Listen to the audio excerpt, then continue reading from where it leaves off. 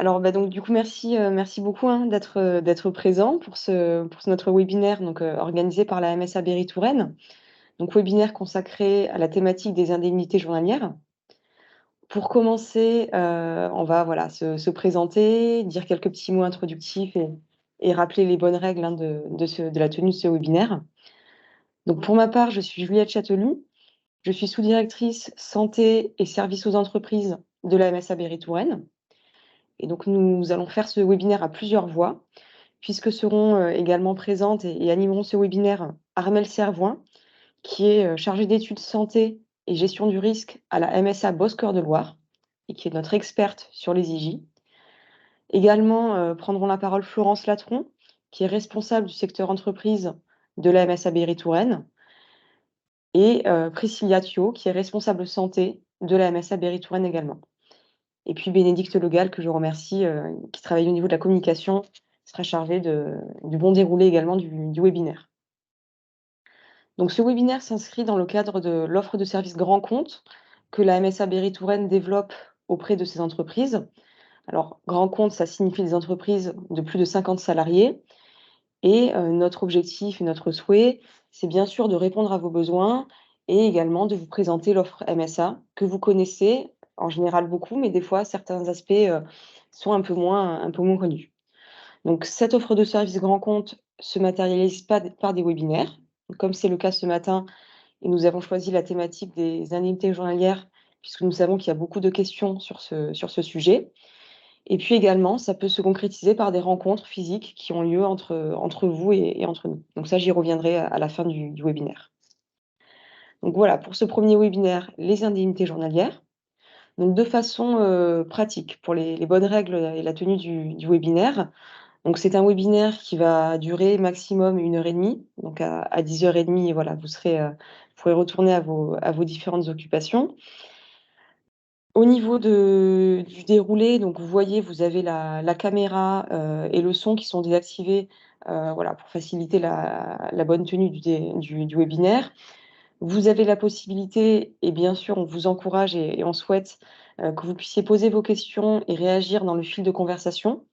Donc, voilà, l'intérêt, c'est que ce soit réellement, interactif et au-delà de la présentation qu'on va vous faire, que vous puissiez formuler toutes vos questions.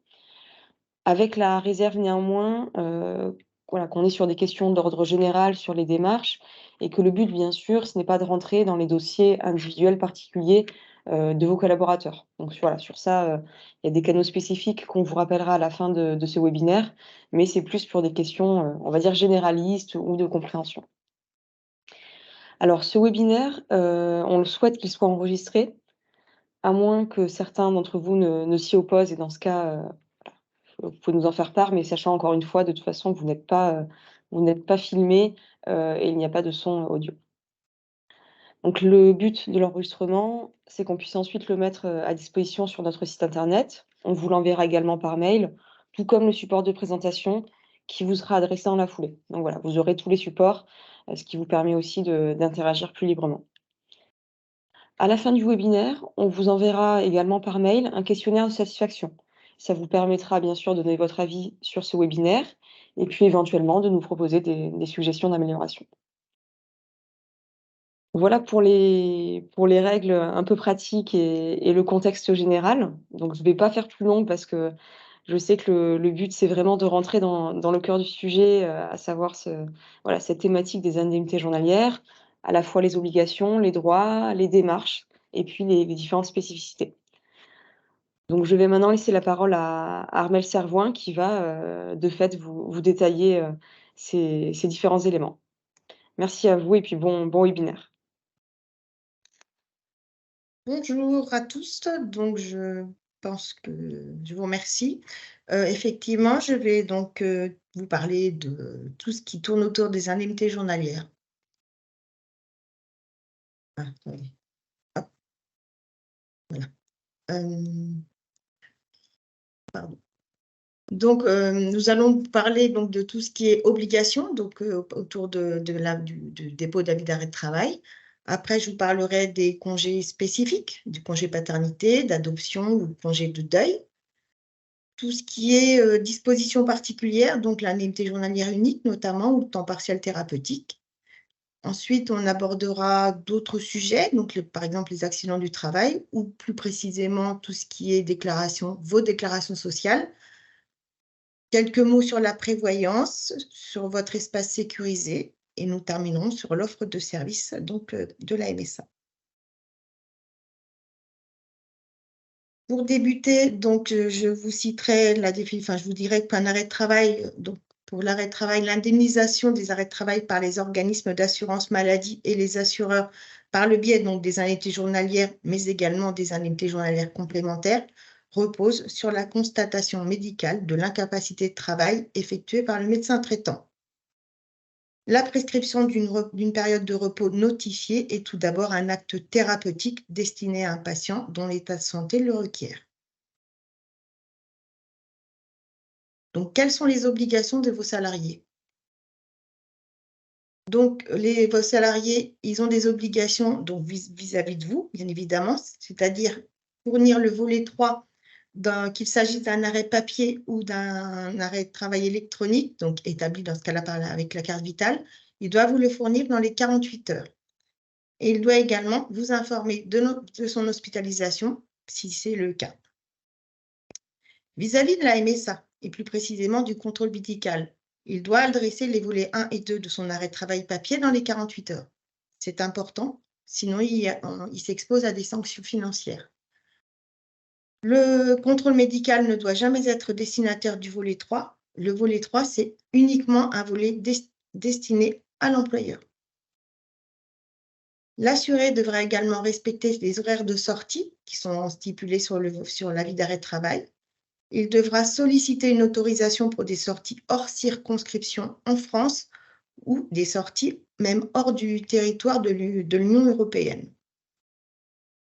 Il devra se présenter aux convocations du contrôle médical et s'abstenir de toute activité non autorisée par le médecin prescripteur, que cette activité soit rémunérée ou non rémunérée. Il devra également envoyer, si nécessaire, son bulletin d'hospitalisation au service administratif de la MSA. Et il ne peut pas se soustraire au possible contrôle de présence à domicile en retardant l'expédition des documents. Donc, des sanctions peuvent réduire ou supprimer le montant exigé à percevoir. Donc, par exemple, la réception de l'avis d'arrêt de travail postérieurement à la date de la fin de la prescription d'arrêt de travail n'autorise pas le paiement.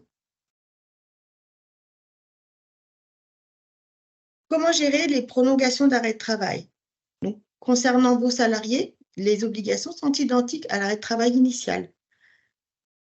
Mais pour ce qui vous concerne, la prolongation, si la nature de risque est la même que l'arrêt de travail initial, ne va pas nécessiter un nouveau signalement d'arrêt de travail en DSN. Dans ce cas-là, il va vous suffire de reporter l'information dans votre logiciel de paye pour que celle-ci soit remontée lors de la DSN mensuelle suivante.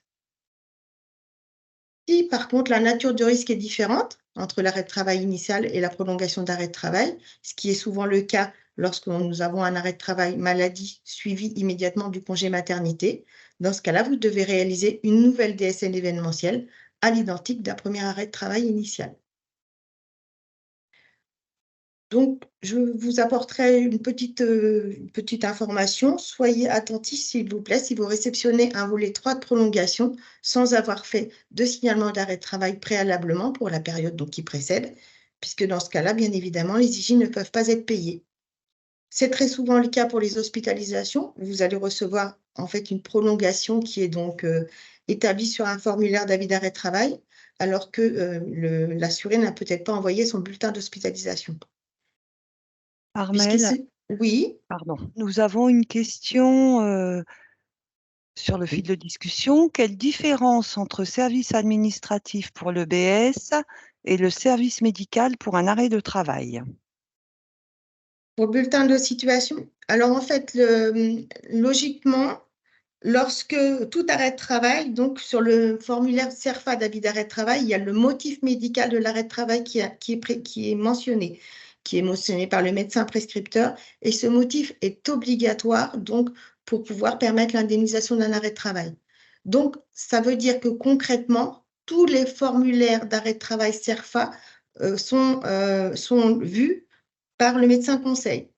Alors que le bulletin d'hospitalisation, donc c'est lié à une hospitalisation, donc le médecin conseil n'a pas besoin préalablement de le voir avant qu'il arrive au service administratif. Voilà. Est-ce que j'ai répondu à votre question? Mais concrètement, pour le service administratif, ça ne changera rien, puisque une fois que nous avons reçu le formulaire d'avis d'arrêt de travail, que le médecin conseil l'a vu et l'a validé, je dirais, il est immédiatement transmis au service administratif pour indemnisation. Enfin, pour étude et indemnisation après. J'espère avoir répondu à votre question. Donc, je continue dans ce cas-là. Donc, quelles sont les bonnes pratiques vis-à-vis des obligations? Je vous conseille d'insister auprès de vos salariés sur la nécessaire mise à jour de la carte vitale dès que celui-ci réceptionne un courrier de la MSA, notamment pour les nouveaux salariés qui entrent dans le régime.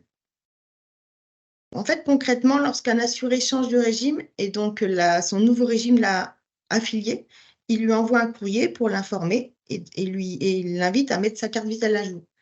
Et ça, c'est important que la carte vitale soit à jour pour que l'avis d'arrêt de travail arrive, enfin, surtout quand il est télétransmis, arrive dans le bon régime. Je vous invite également à lui préciser que l'avis d'arrêt de travail électronique évite les éventuels aléas du transport du courrier et de son traitement, et donc aux possibles sanctions par rapport au délai d'expédition, puisque bien évidemment, je vous rappelle que l'assuré doit fournir son avis d'arrêt de travail papier dans les 48 heures à la caisse d'assurance maladie. Et s'il ne le fait pas, il s'expose à des sanctions financières. Très souvent, le volet 3 d'un avis d'arrêt de travail électronique va contenir la codification de l'organisme d'assurance maladie qui a réceptionné l'arrêt de travail. Si c'est 0,1, ce sera le régime général, et 0,2, ce sera la MSA, et vous aurez éventuellement derrière le code département. Donc, vous, en tant qu'employeur, ça peut quand même vous orienter pour savoir où est parti l'avis d'arrêt de travail électronique et pour savoir souvent le régime d'assurance maladie qui va indemniser l'arrêt de travail. Donc, une carte vitale bien à jour sur les informations de la MSA et l'envoi d'un avis d'arrêt de travail électronique sont le gage d'une rapide mise en place de l'indemnité journalière. Souvent, l'explication pour vous d'une IJ non versée, c'est l'absence pour nous de la réception des volets 1 et 2 de l'arrêt de travail, ou alors simplement le fait que l'arrêt de travail soit de courte durée, puisque bien évidemment, un arrêt de travail de 3 jours maximum ne sera pas indemnisé, puisque ça correspond uniquement au délai de carence, pour ce qui concerne un arrêt de travail maladie, bien évidemment.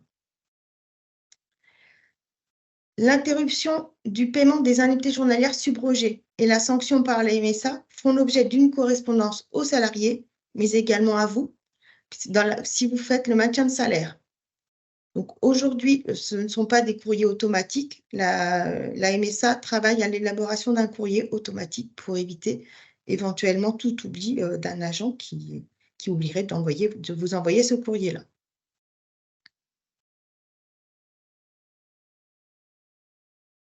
Qu'est-ce qui se passe si le médecin prescripteur de l'arrêt de travail initial n'est pas le même que le médecin prescripteur de la prolongation? Bien, il faut savoir que la législation prévoit que le salarié ne peut pas prétendre au versement de ses IJ lorsqu'il obtient une prolongation d'arrêt de travail pour maladie par un médecin qui est différent de celui qui a prescrit l'arrêt de travail initial. Il y a 3 cas de figure qui permettent pourtant de ne pas avoir le même médecin prescripteur. C'est lorsque la prolongation d'arrêt de travail est prescrite par un médecin spécialiste consulté à la demande du médecin traitant. Mais c'est également lorsque la prolongation d'arrêt de travail est prescrite par le médecin remplaçant le médecin prescripteur de l'arrêt initial ou le médecin qui remplace le médecin traitant. Ou lorsque la prolongation d'arrêt de travail est prescrite à l'occasion d'une hospitalisation.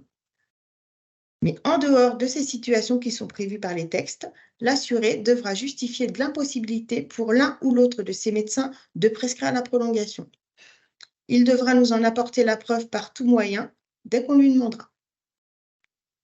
Et dans tous les cas, c'est l'assuré ou professionnel de santé sous la responsabilité de l'assuré qui va indiquer sur l'avis d'arrêt de travail, papier, donc le motif pour lequel le médecin prescripteur de la prolongation n'est pas le médecin prescripteur de l'arrêt initial ou le médecin traitant. Donc, j'attire effectivement votre attention sur le fait que l'offre de soins aujourd'hui et son mode coopératif, donc tout ce qui est cabinet médical notamment, peut multiplier les prescripteurs d'un même arrêt de travail. Donc, il faut bien faire attention il faut bien que l'assuré fasse attention d'indiquer son motif s'il n'a pas été voir le bon prescripteur, le prescripteur de l'arrêt de travail initial. Donc, si vous avez l'occasion de lui rappeler, c'est très intéressant, c'est très important pour lui. Concernant le délai de carence, donc un petit rappel, pour la maladie, tout arrêt de travail initial supporte une carence de 3 jours. Il n'y a jamais de carence pour les prolongations d'avis d'arrêt de travail. Et en fait, la seule exception à la carence systématique de 3 jours, c'est dès lors que le salarié est arrêté pour une affection en rapport avec de l'ALD, de l'affection de longue durée, ou des soins continus de plus de 6 mois, le délai de carence ne s'applique que sur le premier arrêt initial, et donc pas les suivants, durant une période de 3 années, ce que l'on appelle le délai triennal. Mais pour tout arrêt de travail qui est prescrit pour une affection hors article L324.1, eh bien, à chaque fois, il y aura application d'une carence de 3 jours. Pour ce qui concerne tout ce qui est sur le risque maternité, donc le congé maternité ou carrément le congé pathologique, donc il n'y a pas de carence.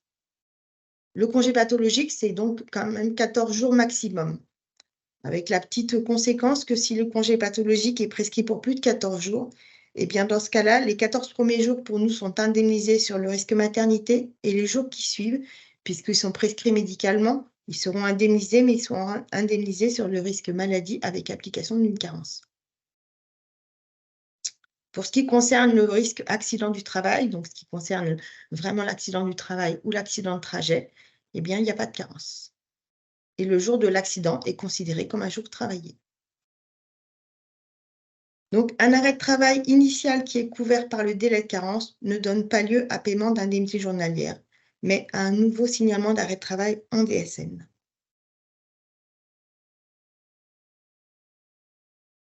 Donc, après avoir vu les obligations de votre salarié par rapport au congé maladie, maternité, accident de travail, je vais vous donner quelques informations sur les congés plus spécifiques qui sont indemnisés par l'assurance maladie. Donc, pour ce qui concerne le congé paternité, donc le congé paternité a évolué en 2019, 1er juillet 2019 de mémoire. Donc aujourd'hui, le congé paternité est d'accueil de l'enfant, donc il est ouvert au père de l'enfant, il n'y a pas de souci. Mais si la mère de l'enfant vit en couple avec une personne qui n'est pas le père de l'enfant, donc que ce soit son conjoint, son partenaire PACS par exemple, ou son concubin, cette personne peut également bénéficier du congé paternité et d'accueil de l'enfant. Aujourd'hui, la durée maximum, c'est 25 jours. Cette durée est portée à 32 jours pour des naissances multiples. Et il va falloir assurer que votre salarié cesse son activité durant 7 jours dès la naissance de l'enfant ou le premier jour ouvrable qui suit. Et donc, les 7 jours sont décomposés de 3 jours conventionnels, donc c'est prévu par le droit du travail, et 4 jours d'indemnité journalière. Ces 7 jours sont pris à la fin des congés payés ou des congés familiaux si le salarié est dans cette situation, donc au moment de la naissance de son enfant. Et le solde des 21 jours restants pourra être fractionné en 2 périodes, donc et pris dans les 6 mois qui suivent la naissance de l'enfant, sachant que chacune des 2 périodes ne peut pas être inférieure à 5 jours. Donc le solde des 21 jours n'est pas obligatoire, mais il ne peut pas être servi si l'assuré n'a pas cessé son activité au minimum 7 jours dès la naissance de son enfant. C'est ce qui est prévu par les textes. Donc, il faut effectivement interrompre son arrêt de travail maladie pour pouvoir prétendre à ce congé. Donc, il n'y a pas de cumul possible entre les deux. Par contre, en cas d'hospitalisation immédiate du nourrisson, il y a un autre congé qui va être indemnisé, qui est donc le congé d'hospitalisation. Et ce congé peut être augmenté, il sera de 30 jours au maximum et il doit être pris à l'issue des 4 jours du congé paternité.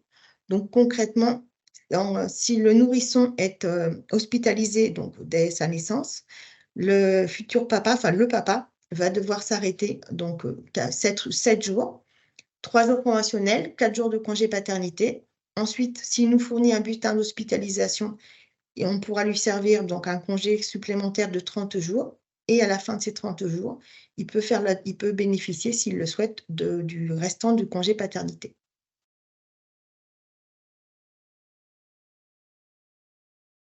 Quelles sont les bonnes pratiques vis-à-vis du congé paternité? Donc, il faut informer votre salarié de ses obligations vers la MSA. C'est-à-dire qu'il doit nous communiquer les périodes de congé à l'aide de l'attestation sur l'honneur qui est disponible sur le site de la MSA, au moins un mois avant la date de l'arrivée de l'enfant. Et il devra nous faire parvenir le plus rapidement possible la pièce d'état civil pour l'enfant. Et bien évidemment, si les dates qu'il a indiquées sur l'attestation sur l'honneur, un mois avant la date de l'arrivée de son enfant, sont différentes des dates réelles de son congé paternité, il devra nous confirmer les dates du congé paternité. Vous, de votre côté, vous devrez, au niveau de vos déclarations sociales, établir un signalement d'arrêt de travail au motif 3, paternité accueil de l'enfant, ou à défaut, via votre espace employeur ou en nous envoyant une attestation papier. Pour nous, tout ce qui concerne toute la réception des pièces donc justificatives, plus elle est rapide, plus évidemment l'indemnisation sera rapide dans nos services. Et dans le cadre de la subrogation, vous pouvez, vous, être l'intermédiaire entre donc, votre salarié et la MSA. Vous pouvez être facilitateur en nous fournissant toutes les, par exemple, les pièces d'état civil si vous l'avez déjà à votre disposition. N'hésitez pas à nous fournir tous les documents qui pourront nous permettre d'indemniser plus rapidement le congé paternité.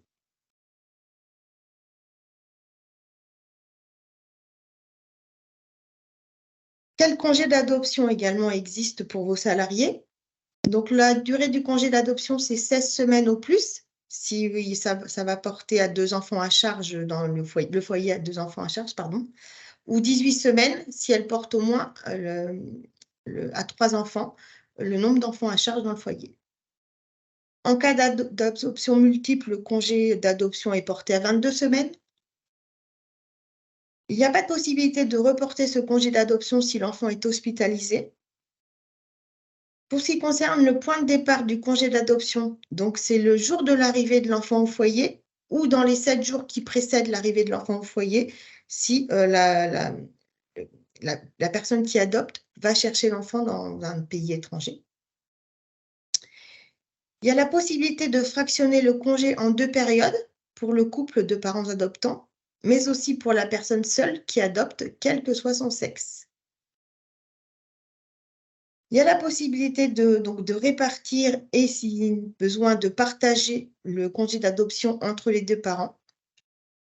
Et donc, dans cette situation, le congé sera augmenté de 25 jours supplémentaires ou 32 jours pour une adoption multiple, sachant que chaque période ne pourra être inférieure à 25 jours et que le partage peut se faire simultanément ou consécutivement.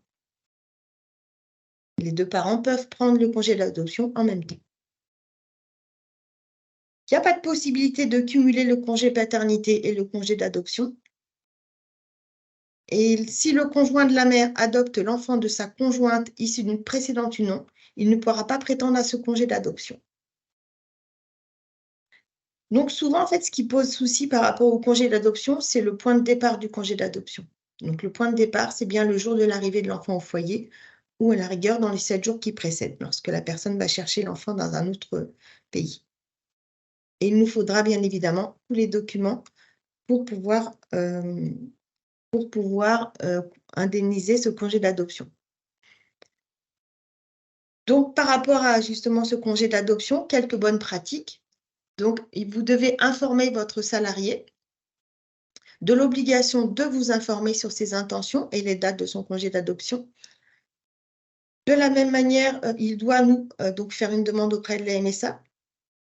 S'il existe un partage avec son conjoint donc, qui est assuré dans un autre régime, parce que c'est tout à fait possible, bien évidemment, l'assuré devra nous fournir une attestation qui précise la durée du congé d'adoption s'il est partagé.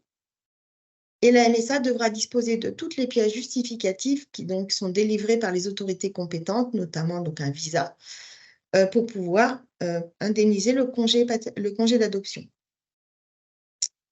Et à votre niveau au niveau des déclarations sociales, donc vous devrez établir un signalement d'arrêt de travail sur le risque 2, maternité, à défaut via votre espace employeur ou à l'aide d'une attestation papier par courrier.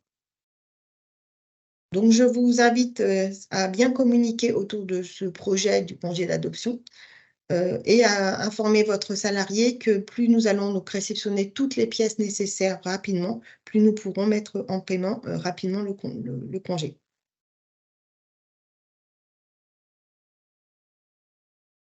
Donc, il y a également un autre congé qui est indemnisé par l'assurance maladie, je dirais par l'assurance maladie, c'est le congé de deuil.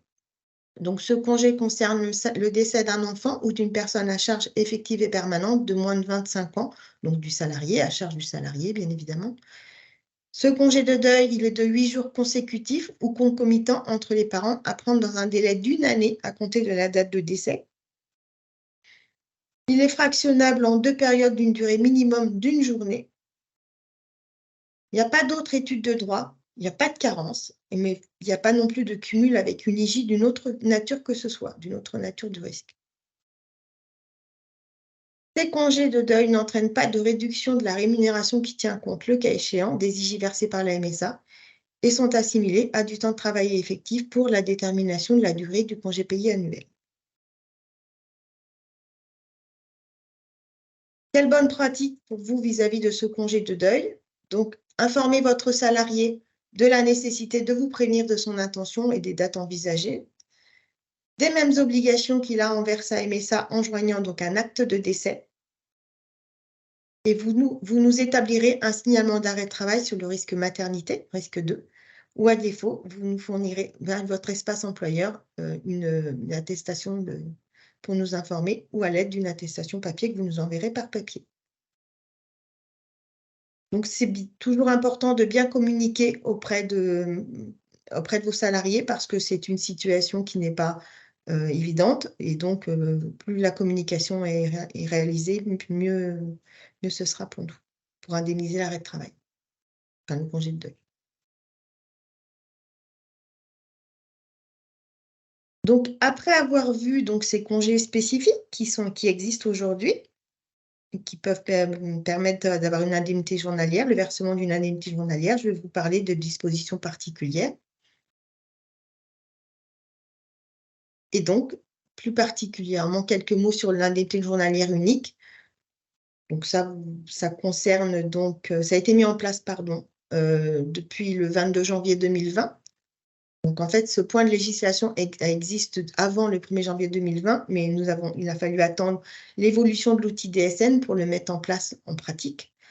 Donc, depuis le 22 janvier 2020, c'est le régime qui prend en charge les frais de santé au jour de l'interruption de travail, donc le régime qui est destinataire de l'avis d'arrêt de travail électronique, qui va étudier et mettre en place l'indemnité journalière. Donc, c'est pour ça que c'est important que l'assuré qui change de régime et qui a reçu un courrier de la MSA l'informant, donc justement qu'il est aujourd'hui rattaché par exemple à la MSA, c'est important qu'il mette sa carte vitale à jour le plus rapidement possible, puisque s'il va voir son médecin, c'est le régime qui est positionné dans la carte vitale qui va recevoir l'avis d'arrêt de travail électronique. Donc, cette gestion de l'IJ unique, elle ne concerne que les employeurs régime général ou MSA qui émettent une DS-IJ via le canal DSN. Un salarié qui a de multiples employeurs en DSN, qui peuvent relever à la fois des deux régimes, dispose donc désormais d'un paiement unique pour les deux régimes. Et c'est la première DSN transmise par l'employeur qui va permettre le paiement de l'IJ entière, prenant en compte l'ensemble des rémunérations donc de tous les employeurs. Le paiement est effectué à réception de toutes les DSN des employeurs ayant un contrat actif. Donc, c'est pour ça qu'à votre niveau, il est important de nous faire un signalement d'arrêt de travail le plus rapidement possible. Je vais vous le redire dans quelques slides, mais le signalement d'arrêt de travail doit être effectué dans la mesure du possible dans les 5 jours qui suivent la connaissance de l'avis d'arrêt de travail.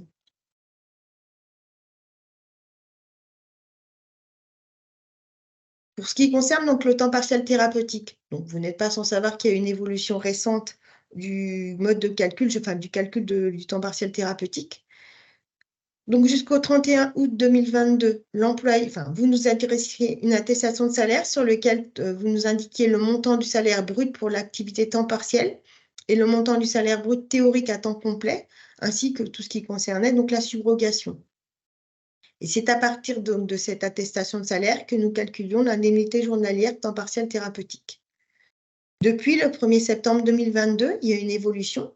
Donc aujourd'hui, le montant léger temps partiel thérapeutique est calculé par rapport à une nouvelle notion qui s'appelle la perte de salaire.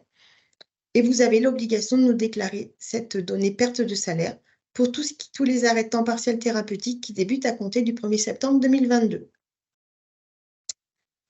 La donnée perte de salaire est calculée par la différence entre le salaire théorique brut perçu si l'assuré avait travaillé à temps complet et le salaire brut perçu au titre du travail à temps partiel. Ah, pardon. D'un point de vue médical, ce qu'il faut quand même savoir, enfin ce que je pense que vous savez, c'est que le temps partiel thérapeutique est prescrit par le médecin traitant lorsque la reprise est de nature à contribuer à l'amélioration de l'état de santé, mais qu'elle n'est pas envisageable d'emblée en temps plein. Elle est soumise à la décision du médecin conseil. L'employeur doit être d'accord avec la possible mise en œuvre de ce temps partiel thérapeutique par rapport à l'organisation du travail. La quotité de travail est proposée par le médecin du travail avec la possibilité d'une augmentation progressive du temps de travail sur la durée du temps partiel thérapeutique. La demande doit être faite le plus en amont possible, mais au moins 15 jours avant la date de reprise à temps partiel thérapeutique.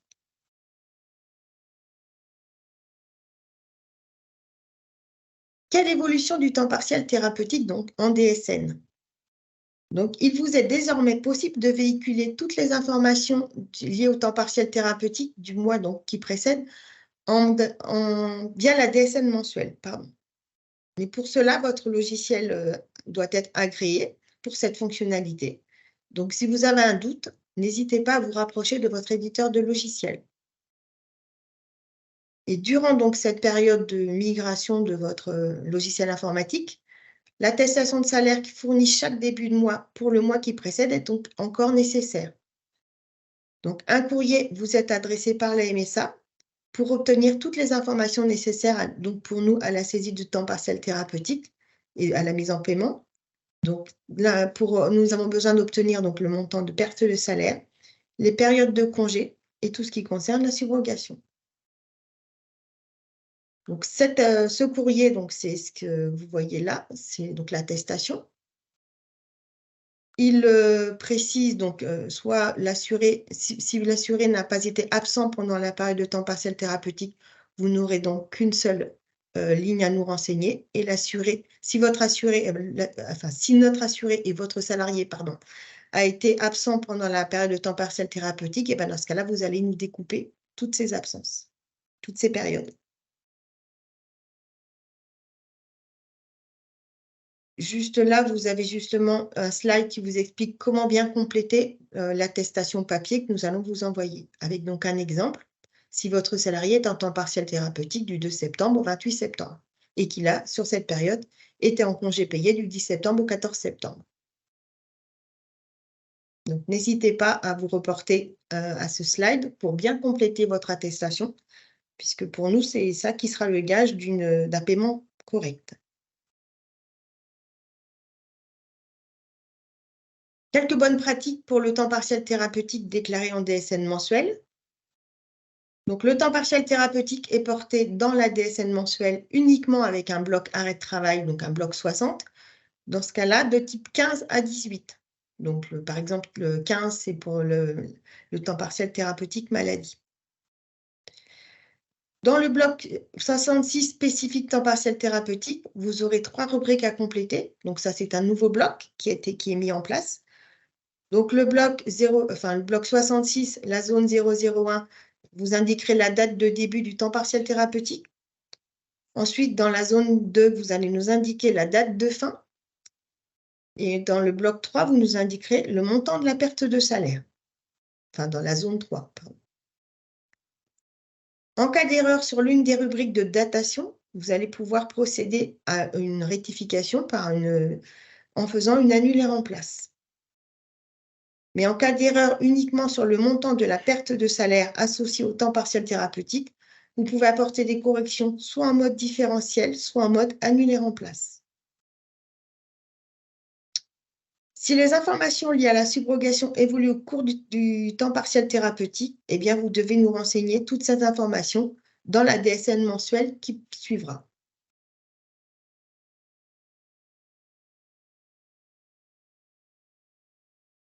Il faut également donc bien veiller à bien borner les périodes de subrogation si nous sommes dans le cas d'une alternance entre arrêt temps partiel thérapeutique sans subrogation, ce qui peut être le cas, et arrêt temps plein, où dans ce cas-là, vous faites la subrogation. Vous devez également donc déclarer une reprise en temps partiel thérapeutique pour un arrêt non subrogé, faisant suite à un arrêt subrogé. Et une période de congé ne doit pas être considérée comme une perte de salaire. Pour ce qui concerne le montant de l'IJ temps partiel thérapeutique qui va être calculé et qui vous sera versé si vous faites la subrogation, ou qui sera versé à votre salarié si vous ne faites pas la subrogation, eh bien, ce montant d'IJ temps partiel thérapeutique est limité au montant de l'IJ calculé pour un arrêt à temps complet. Donc, pour illustrer ce que je viens de vous dire, voici un exemple. Donc là, nous sommes dans le cas d'un arrêt initial à temps plein. Votre salarié, il est en arrêt à compter du 2 décembre 2022, donc à temps complet. Il a une prolongation de temps partiel thérapeutique du 23 janvier 2023 au 26 mars 2023. Vous allez donc nous envoyer une attestation de perte de salaire, enfin vous allez nous fournir les éléments pour la période de janvier 2023, donc du 23 janvier au 31 janvier 2023, et pour donc tout le mois de février, puisque votre salarié est en temps partiel thérapeutique sur tout le mois de février 2023. Donc, au niveau de l'IJ à temps complet, le calcul de l'IJ, ben ça, vous le connaissez déjà. Donc, on prend bien les rémunérations des 3 mois qui précèdent l'avis d'arrêt de travail. Donc, on va les chercher au travers des DSN mensuels que vous nous aurez déjà déclarés. On va diviser cette rémunération donc, trimestrielle par le 91,25. Donc, ça, en gros, c'est puisqu'on va considérer que sur un mois, il y a à peu près 30 ou 31 jours. Donc, sur un trimestre, c'est 91,25. Donc là, nous obtenons le gain journalier de base. Et pour avoir le montant de l'indemnité journalière par obligatoire, on divise ce gain journalier de base par 2. Donc, dans cet exemple, on obtient une IJ temps complet à 39,52 €. Au niveau de l'IJ perte de salaire, donc pour le mois de janvier, donc nous allons vous allez nous déclarer donc le montant de la perte de salaire. Vous nous avez déclaré en prenant en compte le salaire à temps complet moins le salaire à temps partiel que vous avez versé à votre salarié. Donc, dans cet exemple, le montant de la perte de salaire, c'est 339,48 €. Donc, sur la période 23 janvier, 31 janvier, le montant de la perte de salaire, c'est 339,48 €. Donc, on va le diviser par le nombre de jours, puisque là, c'est uniquement 9 jours, pour obtenir une IJ à temps partiel thérapeutique de 37,72 €. Pour ce qui concerne le mois de février, donc votre salarié est en arrêt de travail temps partiel thérapeutique sur tout le mois. Donc, dans ce cas-là, la perte de salaire que vous nous déclarez, donc, elle est de 1 763,68 €. Donc, cette perte de salaire, ça concerne une période de 28 jours. Donc, l'IJ temps partiel thérapeutique, le système pourrait la calculer à 62,99 €. Donc, pour ce qui concerne le mois de janvier, l'IJ temps partiel thérapeutique qui a été calculé par rapport aux données que vous nous avez déclarées, c'est 37,72 €.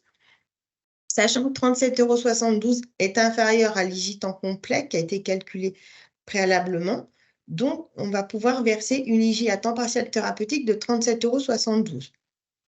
Par contre, pour ce qui concerne le mois de février, l'IJ temps partiel thérapeutique que le système a calculé par rapport à la perte de salaire, enfin en tout cas aux éléments que vous nous avez déclarés, c'est 62,99 €. Et 62,99 €, c'est bien supérieur à l'IJ perçu à temps complet, 39,52 €. Et donc, dans ce cas-là, le montant de l'IJ temps partiel thérapeutique qui sera versé à votre salarié ou à vous si vous faites la subrogation, eh bien, sera plafonné à 39,52 €.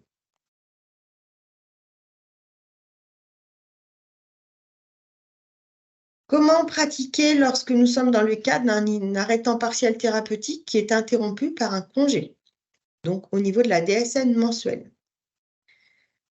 Donc, dans le cas d'un arrêt temps partiel thérapeutique qui est suspendu par une période de congé payé ou d'absence non rémunérée, eh bien, ces arrêts ou ces absences rémunérées d'ailleurs ou non rémunérées d'un individu ne doivent pas être comptabilisés dans la période de temps partiel thérapeutique que vous allez déclarer par le bloc temps partiel thérapeutique, donc le bloc 66 au niveau de la DSN mensuelle. Il est nécessaire de bien scinder les périodes de temps partiel thérapeutique sur le mois en 2 blocs temps partiel thérapeutique, donc 2 blocs 66. Et il est interdit de déclarer une période de temps partiel thérapeutique correspondant à la suspension avec une perte de salaire à 0.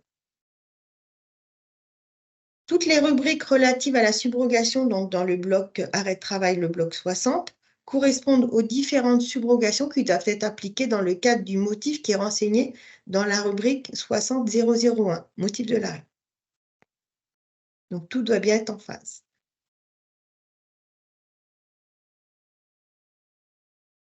Comment faire avec le temps partiel thérapeutique qui est interrompu par un arrêt à temps plein et par rapport à la subrogation de l'arrière, conséquence. Donc, dans ce cas-là, vous devez découper les blocs 66, donc spécifiques temps partiel thérapeutique, selon les dates de cet arrêt à temps complet. Le motif de reprise à renseigner pour l'arrêt à temps plein suspendant le temps partiel thérapeutique est le motif 01, c'est une reprise normale, puisqu'on reprend pour un arrêt à temps complet. Car l'arrêt maladie, donc, a un dernier jour de travail qui est différent de celui du temps partiel thérapeutique qu'il vient de suspendre. Donc, cette consigne, elle est valable que les risques du temps partiel thérapeutique et les risques de l'arrêt à temps complet soient identiques ou différents. Il faudra également bien borner toutes les périodes de subrogation en situation d'alternance, temps partiel thérapeutique et temps plein, dans le cas où, par exemple, le temps partiel thérapeutique, vous ne faites pas donc, le maintien de salaire et que vous faites le maintien de salaire pour les arrêts à temps complet. Donc, ne pas non plus considérer donc, une période de congé payé comme une perte de salaire et déclarer une reprise en temps partiel thérapeutique pour un individu non subrogé qui fait suite à un arrêt temps complet subrogé.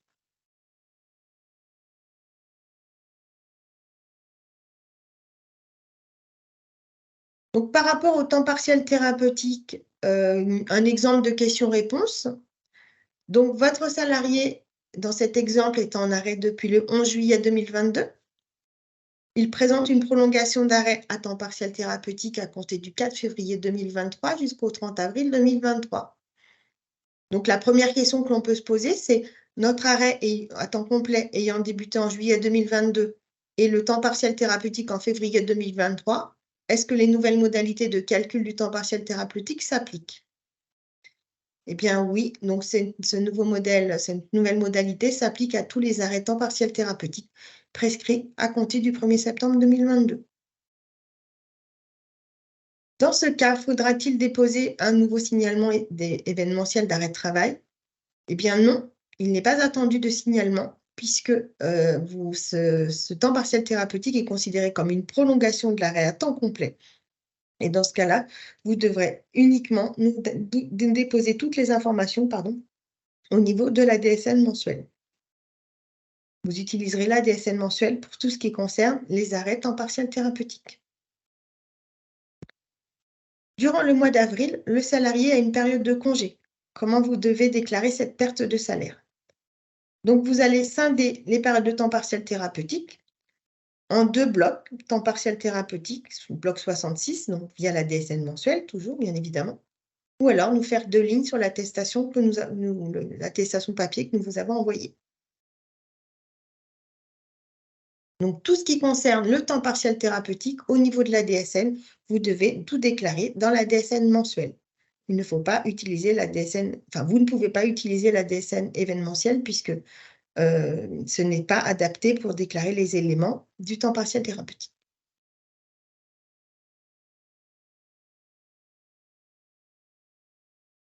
Quelques bonnes pratiques donc vis-à-vis du temps partiel thérapeutique. Donc, si vous avez un doute, n'hésitez pas à vous rapprocher de votre éditeur de logiciel pour faire le point sur cette nouvelle possibilité. Je vous demande d'être, si possible, vigilant pour bien borner les périodes et nous renseigner le bon destinataire de paiement. Donc, c'est important lorsque vous faites, par exemple, le maintien de salaire en temps plein, mais pas en temps partiel thérapeutique. Une période de congé dans le temps partiel thérapeutique, par exemple la dernière semaine du mois civil, peut nécessiter de faire de l'annulaire en place avec la DSN mensuelle suivante si la période de congé du salarié n'était pas visible au moment de l'élaboration de votre DSN mensuelle du mois suivant. Donc, quelques petites informations au regard des premiers constats qui ont été réalisés par rapport à tout ce qui est déclaration de temps partiel thérapeutique via la DSN mensuelle. Donc, 2 points très importants. La perte de salaire à renseigner en DSN doit être un montant positif. Le seul cas qui peut permettre d'inscrire un montant négatif, c'est lorsque vous êtes amené à faire une correction, donc déclaré par rapport, la correction donc d'un montant déclaré dans la DSN précédente et qui va vous nécessiter d'annuler, donc vous allez faire un montant négatif et de remplacer le montant. Sachant que la correction des montants en mode différentiel n'est pas prévue par le régime général. Si le temps partiel thérapeutique doit couvrir des périodes complètes et ne pas être découpé à la journée. Donc, si votre salarié est en temps partiel thérapeutique sur tout le mois, 20 jours travaillés, il va vous suffire de déclarer un bloc unique 66 qui va couvrir tout ce mois, toute cette période. Et vous allez dans ce cas reprendre le total de la perte de salaire sur la période du temps partiel thérapeutique, sur tout le mois.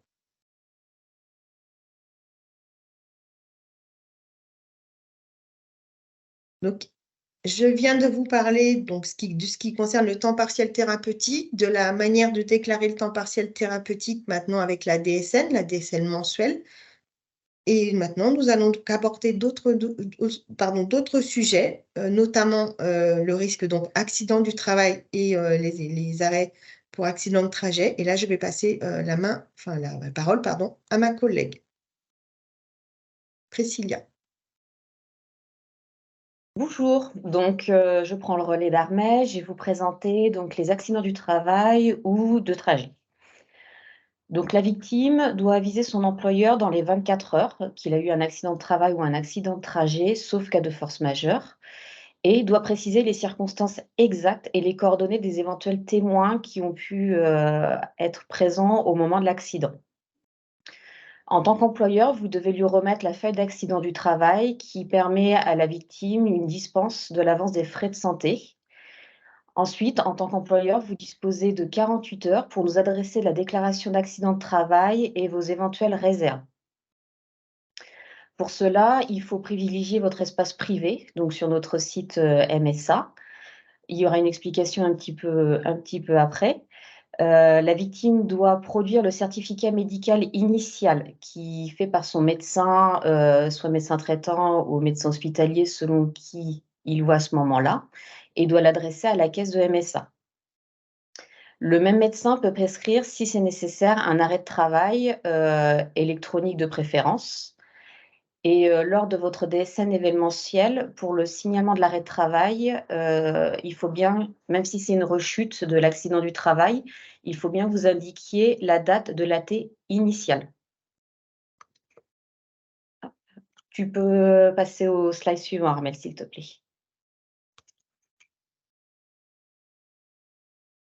Merci. Au niveau du certificat médical de la victime, donc cette information, elle est aussi pour vos salariés.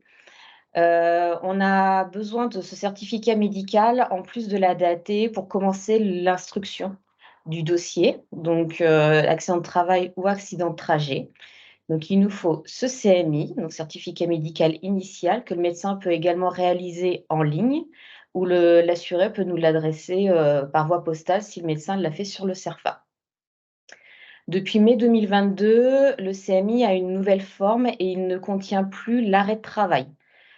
En soi, en cas d'accident du travail, vous avez la déclaration d'accident de travail, le CMI, et vous avez à côté le formulaire d'arrêt de travail, si ça nécessite un arrêt de travail. Merci. Donc, vous voyez, le premier, il était bleu. L'avis d'arrêt de travail, en fait, il est marron. Ça reprend le même CERFA que pour l'arrêt de travail fait en maladie. Seulement avec cet avis d'arrêt de travail, c'est ça qui justifie en effet la prise en compte et le paiement des IJ. Il est important également que sur cet avis d'arrêt de travail figure la date de l'AT. Donc, c'est bien indiqué en jaune, vous voyez sur le spécimen. C'est très, très important d'avoir la date de l'AT initiale. C'est ce qui va permettre en effet à la victime de toucher ses indemnités journalières ou vous, en tant qu'employeur, s'il y a la subrogation.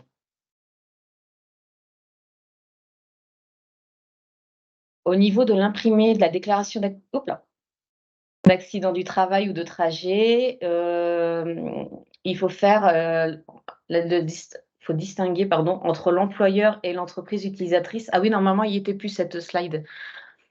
Enfin, c'est pas, oui, parce que je ne sais pas si vous avez affaire voilà, à des intérimaires, mais en effet, voilà, faut bien distinguer entre si vous êtes l'employeur direct du salarié ou si le salarié travaille pour une autre entreprise, mais est venu travailler dans votre entreprise.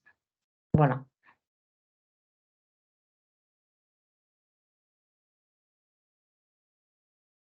Je te laisse reprendre la main du coup, Armel. Oui, je reprends la main. Alors, pour ce qui concerne maintenant donc vos déclarations sociales, c'est-à-dire ce que vous allez donc déclarer au travers de la DSN. Donc, il va nous falloir, pour indemniser, que ce soit un arrêt de travail maladie ou donc un arrêt de travail risque accident du travail, il va nous falloir un historique de salaire.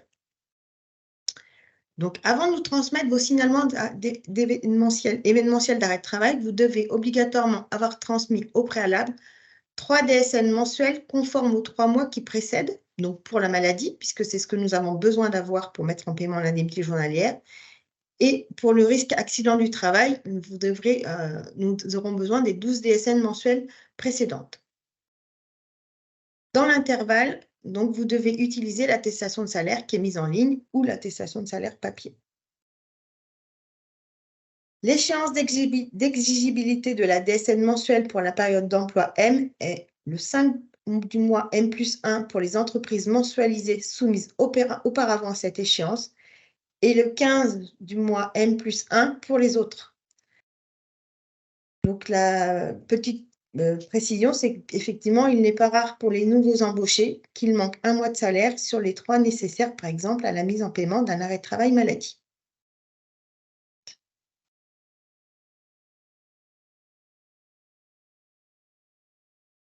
Au niveau du signalement d'arrêt de travail, donc il est à réaliser quelle que soit la durée de l'arrêt de travail, donc même si celle-ci est inférieure ou égale au délai de carence de 3 jours. Donc, même s'il n'y a pas d'indemnisation derrière, vous devez impérativement nous faire un signalement d'arrêt de travail. Pour ce qui concerne le dernier jour de travail, donc ça va dépendre, ce dernier jour va dépendre de la situation de votre salarié. S'il est assuré, enfin si c'est un salarié en activité, le dernier jour de travail sera le dernier jour de présence dans l'entreprise. Par exemple, dans le cas d'un arrêt à compter du mardi 6 juin, le dernier jour de travail, c'est le lundi 1er juin. Dans le cas d'un salarié en activité, mais on est dans une situation de week-end, par exemple un arrêt de travail à compter du lundi 1er juin, dans ce cas-là, le dernier jour de travail, c'est le dimanche 31 mai. Et dans le cas d'un assuré en congé payé, eh bien, il faudra indiquer la veille de l'arrêt, puisque les congés sont assimilés à du temps de travail effectif. Par exemple, nous sommes dans la situation de congé du 27 juillet au 16 août. L'arrêt est à compter du lundi 3 août. Le dernier jour de travail, c'est le dimanche 2 août. Pour ce qui concerne la date de fin de subrogation, donc c'est très important, cette date de fin de subrogation doit être égale à la date de la fin de la période de subrogation maximale qui est prévue pour ce type d'arrêt par votre convention collective. Il ne faut pas limiter à la période de la prescription de repos. Donc, dans ce cas-là, ça veut dire que si vous déclarez bien ce qui est prévu par votre convention collective, en cas de subrogation, tout ce qui est donc prescrit dans le cadre d'une prolongation d'arrêt de travail sera versé par rapport à ce que vous avez déclaré et ce qui est prévu par votre convention collective. Donc, je m'explique. Si vous avez un avis d'arrêt de travail avec une date prévisionnelle d'arrêt de travail, par exemple, au 15 novembre 2023, mais que votre convention collective prévoit le maintien de salaire au-delà du 15 novembre 2023, si vous nous indiquez 15 novembre 2023 en date de fin de subrogation dans la DSN événementielle, ça veut dire que si nous avons connaissance ensuite d'une prolongation de l'arrêt de travail, eh bien, l'indemnité journalière sera versée par défaut aux salariés, puisque vous, dans votre déclaration des DSN événementielles, vous nous avez indiqué que vous faites la subrogation que jusqu'au 15 novembre. Donc, faites bien attention à ce que la date de fin de subrogation qui est renseignée au niveau du signalement DSN événementiel soit bien la date prévue par votre convention collective. Si la paye comporte des erreurs, faites des modifications comme avant dans le logiciel de paye. Si l'échéance n'est pas encore passée, faire une DSN annulée en place qui écrasera la précédente. Le dernier jour travaillé, la subrogation notamment. Si l'échéance est passée, les modifications seront incluses dans l'envoi de la DSN mensuelle du mois suivant. Dans ce cas, nous recevrons une notification rectificative. Donc, il y a eu un constat qui a été fait par rapport à toutes les DSN qui ont pu être déposées par les employeurs. Donc, souvent, ce qui pose souci, c'est le dernier jour de travail et la date de fin de subrogation. Parce que nous, le dernier jour de travail sert bien à déterminer la période de référence pour calculer le montant de l'indemnité journalière. Donc, ça peut avoir des conséquences importantes, notamment quand le dernier jour de travail, c'est le dernier jour du mois.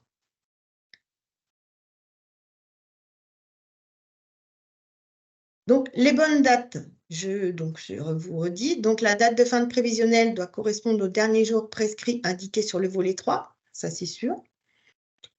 La date de reprise à la fin de l'arrêt ne nécessite pas un signalement, mais doit être saisie dans votre logiciel de paye pour que vous clôturez la période. Par contre, si votre salarié reprend son travail de manière anticipée, c'est-à-dire avant la date qui est portée sur l'avis d'arrêt de travail, il est de votre responsabilité de nous informer pour que nous puissions stopper les indemnités journalières à l'aide d'un nouveau signalement.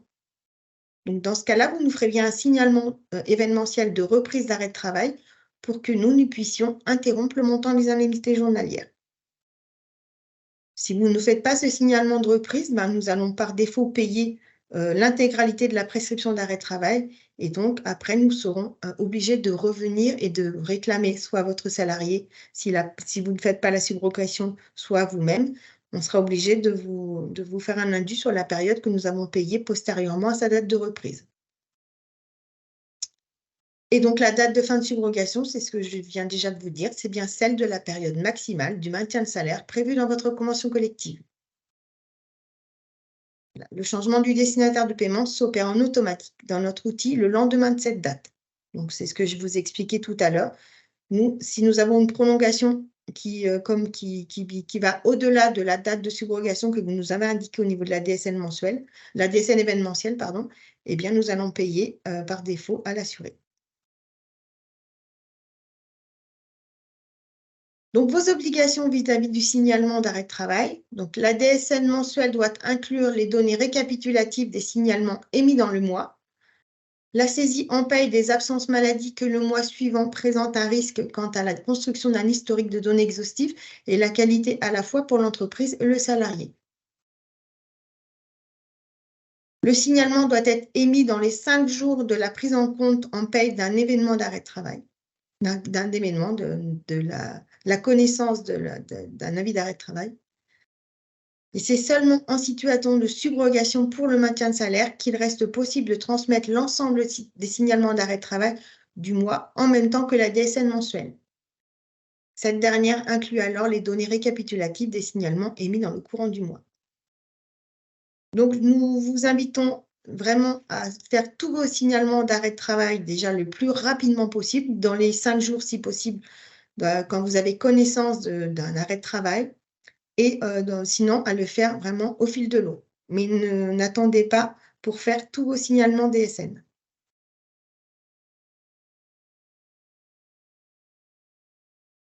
Les bonnes pratiques et le compte-rendu métier, donc le CRM. Donc, des petits points qui méritent attention. Donc, attention à vos signalements d'arrêt de travail en annule et remplace qui sont trop tardifs, parce que pour nous, derrière, ça va nécessiter une intervention manuelle, je dirais, d'un agent. Et donc, forcément, ça va prendre du temps pour indemniser ou en tout cas régulariser vos dossiers. Des signalements pour du temps partiel thérapeutique. Donc, attention à la manière dont vous déclarez toutes les informations liées au temps partiel thérapeutique. Attention aux salaires reconstitués que vous déclarez. C'est souvent, ils sont inférieurs au salaire brut déclaré et ce n'est pas possible. Le salaire reconstitué ne peut pas être inférieur au salaire brut. Donc, si notre outil, ou l'agent détecte des salaires reconstitués qui ne sont pas cohérents, on va vous écrire pour vous interroger, pour vous demander de nous confirmer toutes ces informations-là. Donc, forcément, ça va prendre du temps. On va indemniser moins rapidement l'arrêt de travail. Le dernier mois de référence qui n'est pas encore disponible, attention à ça, puisqu'il nous faut bien les 3 mois qui précèdent l'arrêt de travail en maladie pour pouvoir l'indemniser, ou les 12 mois pour le risque d'accident du travail. Et faites aussi attention, comme tout le monde, à toutes les erreurs de saisie que vous pourrez faire. Attention aux derniers jours de travail que vous allez nous déclarer, aux informations donc par rapport à la fin de subrogation, au numéro d'inscription répertoire, donc ce qu'on appelle le NIR, par exemple. Voilà. Il y a aussi certains logiciels informatiques qui ne permettent pas, pour les accidents de travail, de préciser les périodes de rattachement des primes déclarées, période d'acquisition. Et ça peut poser des difficultés. Par exemple, pour la prime de décembre, qui par défaut est affectée à tort, exemple de la prime de décembre qui est affectée par défaut à tort au seul mois de décembre, alors que l'acquisition concerne toute l'année. Pour ce qui concerne le compte-rendu métier de l'assurance maladie, donc il y a un retour quant au bilan de la non-restitution du signalement, donc vous avez un retour. Si le compte-rendu métier porte une anomalie qui relève de votre responsabilité, le signalement doit être corrigé ou une DSIJ opérée pour garantir le droit du salarié. Donc, de la bonne qualité du signalement d'arrêt de travail en DSN dépend la rapidité et la justesse de l'IJ mise en place. Donc, je vous invite à aller lire, à regarder le tableau qui concerne donc les différents motifs que vous allez pouvoir avoir au niveau du compte-rendu métier et donc des actions que vous devez faire derrière.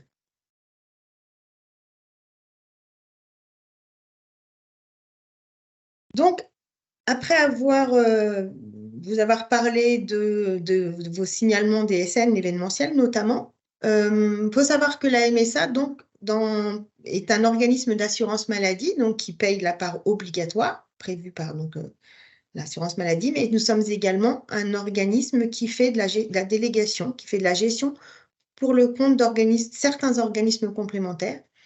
Et donc, nous pouvons être amenés à payer de la prévoyance en lieu et place d'un organisme complémentaire. Donc, pour ce qui concerne l'IJ prévoyance, donc, les données en DSN visent à associer les établissements et les salariés aux contrats auxquels ils sont affiliés et aux informations nécessaires pour les droits. C'est donc l'établissement qui gère un contrat collectif, c'est vous, employeur. L'organisme de prévoyance, il est indiqué à travers le code organisme de prévoyance. Le code délégataire de gestion désigne l'organisme tiers qui détient la délégation de gestion. Il est possible que le salarié opte pour un contrat particulier. Donc, dans ce cas-là, le code option retenu est choisi individuellement par celui-ci. Et le code population rattachement rend compte des différents statuts. Il existe également plusieurs données qui concernent aussi les ayants droit rattachés aux salariés. Pour ce qui concerne les fiches de paramétrage des organismes complémentaires santé et prévoyance de nos partenaires, donc par exemple Agrica ou Malakoff Humanis pour ce qui concerne les frais de santé, donc ces fiches de paramétrage sont disponibles via le tableau de bord DSN sur le site MSA dans votre espace privé.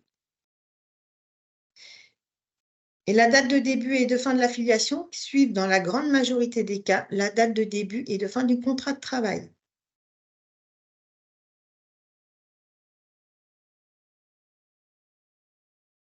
Donc maintenant, quelques mots sur l'espace privé employeur, donc sur notre site MSA. Donc, la déclaration et la feuille d'accident de travail peuvent être établies à partir de votre espace privé MSA. Vous pouvez également émettre des réserves le cas échéant ou effectuer l'attestation de salaire pour les salariés hors DSN, par exemple les travailleurs occasionnels.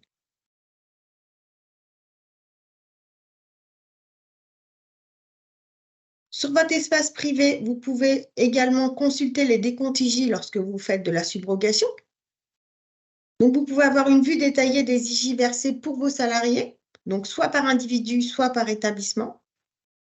Et vous avez la possibilité de télécharger la liste des décomptes en format .csv. Au 1er janvier 2024, le montant net social devra apparaître sur les décomptes salariés, employeurs, et donc sur ce service. Et dans l'attente de l'évolution de ce service, de cet espace privé, le payé fera office de ce montant.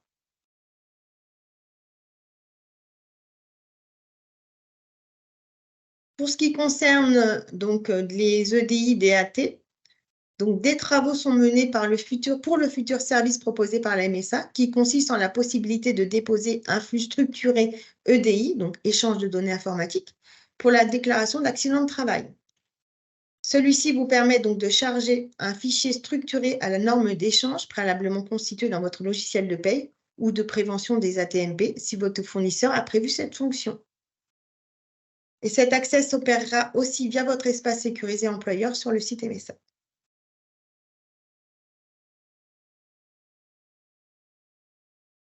Au niveau du dépôt de documents, donc aujourd'hui, vous avez déjà la possibilité de déposer des documents sur votre espace privé. Donc prochainement, vous pourrez déposer un document pour plusieurs salariés sous le numéro d'employeur ou un seul sous son numéro d'assuré. Donc vous pourrez déposer un document de taille maximum de 30 MO et au format PDF, JPEG ou PRJ. Nous avons une question, Armelle. Oui. Sur le site Internet, sur notre espace, a-t-on accès à la liste des salariés de nos établissements qui sont bien affiliés à la MSA? Nous nous rendons compte que certains sont encore au régime général. Merci. Je ne pense pas. Pour moi, vous n'avez pas cette possibilité-là. Après, c'est peut-être à confirmer puisque je ne maîtrise pas l'espace employeur, donc on peut demander confirmation, mais pour moi, je ne pense pas que ce soit une fonctionnalité qui est offerte à l'employeur.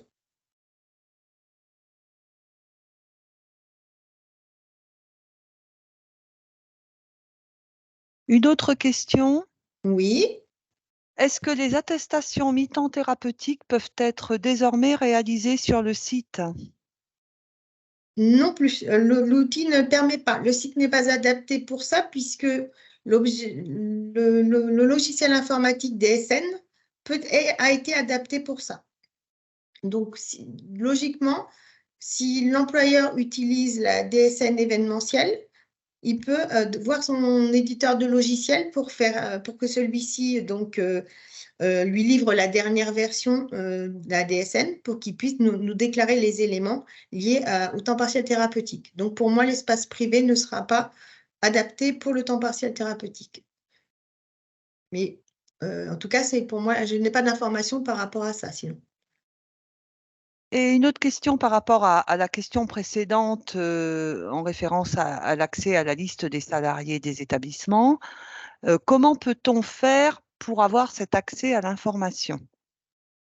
Donc l'accès à la liste des salariés des établissements qui sont affiliés à la MSA.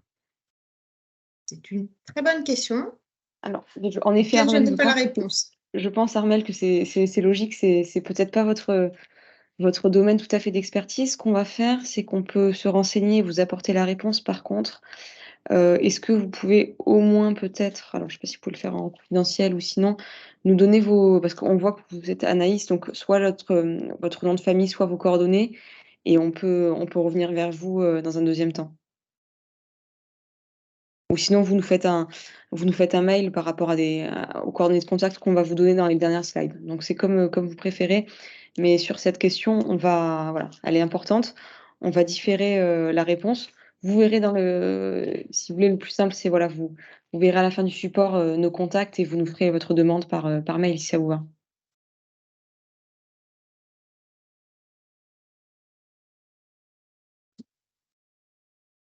Et donc, pour terminer, par rapport à l'espace privé employeur, donc aujourd'hui, vous avez la possibilité d'envoyer un message. Il y a plusieurs rubriques qui vous sont donc proposées aujourd'hui, celles qui sont marquées sur le slide. Et prochainement, il y aura la livraison d'une nouvelle rubrique spécifique indemnité journalière. Donc, vous pourrez utiliser prochainement cette nouvelle rubrique pour communiquer vers la MSA sur le thème des indemnités journalières, sachant qu'il y a une limite donc technique de 50 messages par jour.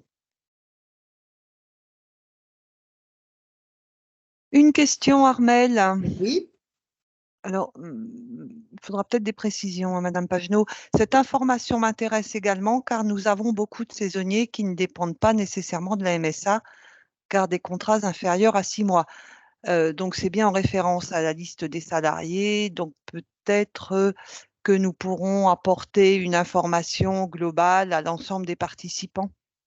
Oui, tout à fait, ce qu'on fera en effet, hein, c'est une bonne idée, Florence. On le mettra dans la transmission du support et dans le mail, on vous fera une petite, voilà, un petit paragraphe d'information sur la façon dont vous pouvez être informé de la bonne affiliation de la enfin, de vos salariés à la MSA. Voilà, on vous communiquera cette information à tous puisque j'en comprends qu'elle peut vous être utile de façon collective aussi. Donc, pour ma part, c'est terminé. Je vais passer la main à ma collègue pour vous parler de l'offre de service MSA. Merci. Merci beaucoup, Armelle. Donc, en effet, je reprends, je vais reprendre la main pour la suite. Alors, peut-être quand même, si vous avez vous laissez un peu de temps, parce que là, c'est vraiment pour clôturer. C'est un autre sujet que les indemnités journalières. Donc, est-ce que sur les indemnités journalières, par rapport à ce qui vous a été présenté ou par rapport à des problématiques et des thématiques autres, est-ce que vous avez des questions complémentaires?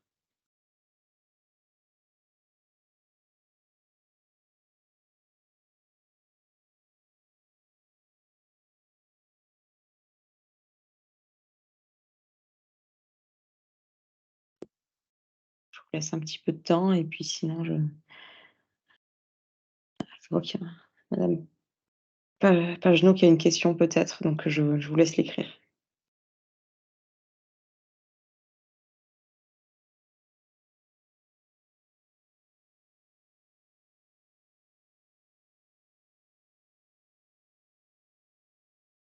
OK, bon, pas de question. Bon, tant mieux, en tout cas, on espère que ça a répondu à vos attentes. Alors pour terminer, juste vous rappeler, un peu l'offre de service MSA. Donc bien sûr, alors je ne vais pas, rentrer dans le détail et c'est pas l'objet. Du coup, je veux bien, Armelle, si vous pouvez passer la slide suivante.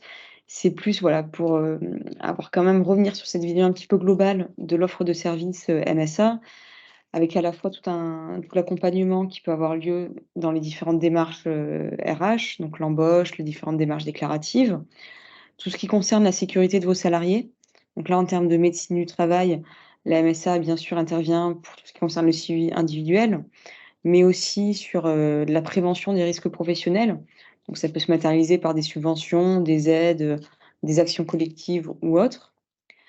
Et puis ensuite, bien sûr, hein, tout ce qui concerne les droits sociaux de vos salariés, donc de leur affiliation jusqu'aux droits famille, retraite et l'action sociale, pour les publics qui seraient les plus en difficulté. Donc voilà, sur ces différentes thématiques, encore une fois, on n'y revient pas là. C'est plus pour vous voilà, pour vous remettre, cela dans le contexte et vous dire que, notre souhait, c'est, à l'instar du webinaire d'aujourd'hui, de pouvoir faire des focus comme ça sur des thématiques. Donc par exemple sur la santé sécurité au travail, en fonction aussi de vos besoins spécifiques. Donc ça, vous pourrez l'exprimer dans le formulaire qui vous sera envoyé et l'idée, c'est que par rapport à tout ce champ d'intervention de la MSA, en fonction de vos besoins et de vos questionnements, on puisse adapter nos webinaires qu'on va organiser de façon, voilà, on l'espère le plus régulièrement possible. En complément de ces webinaires, on vous propose aussi des rencontres, donc des rencontres physiques. Certains d'entre vous, là, qui sont connectés ont déjà fait l'objet de cet échange. L'idée, c'est de pouvoir, voilà, là, être, sur vraiment de l'écoute spécifique par rapport à des besoins, plus adaptés et plus particuliers peut-être et en tout cas plus individualisés, par rapport à votre entreprise et puis vous représentez aussi l'offre MSA qui des fois, voilà, n'est pas encore tout à fait connue. Donc là, c'est pas cité, mais par exemple, on peut aussi avoir des dispositifs d'aide aux vacances avec des centres spécifiques et donc des tarifs préférentiels que vous pouvez proposer à vos salariés. Donc voilà, c'est un exemple d'offres de services des fois un peu méconnues qu'on peut aussi vous rappeler lors de nos échanges, physiques. Et donc dans une dernière slide, on vous a rappelé nos coordonnées. Donc Florence, peut-être si vous pouvez, voilà, repréciser, les différents coordonnées de contact et notamment, c'est via ces coordonnées-là que vous pouvez aussi nous joindre. Si vous souhaitez qu'on ait un échange physique, ce sera, avec plaisir. Alors bien entendu, vous pouvez, contacter, pour toutes les questions qui tournent autour des cotisations, le gestionnaire de votre dossier, hein. Vous devez avoir ses coordonnées téléphoniques et vous pouvez également le contacter, via l'adresse mail, qui vous est projetée. Pour toute demande autre que le domaine des cotisations, vous pouvez appeler, la plateforme de service. Nous vous avons mis le numéro de téléphone et pour toute, requête spécifique ou demande spécifique, je suis bien entendu à votre disposition et je vous ai mis, mes coordonnées mail. Bien entendu, la MSA, hein, elle souhaite vraiment, vous accompagner, comme le disait madame Chatelus, tout au long de votre vie. Je vous invite, pour clôturer ce webinaire et je vous remercie de votre participation, je vous invite à porter dans le fil de discussion, des thématiques que vous souhaiteriez voir, abordées, lors de nos prochaines rencontres. Donc, merci, pour toutes les idées et puis, enfin, je vous remercie encore une fois de votre participation. Je vous rappelle qu'on va vous adresser un lien, pour le replay du webinaire et une enquête de satisfaction que nous vous remercions de compléter parce que, voilà, nous voulons améliorer, ce type, d'événement. Donc, merci à tous et belle journée. À vous.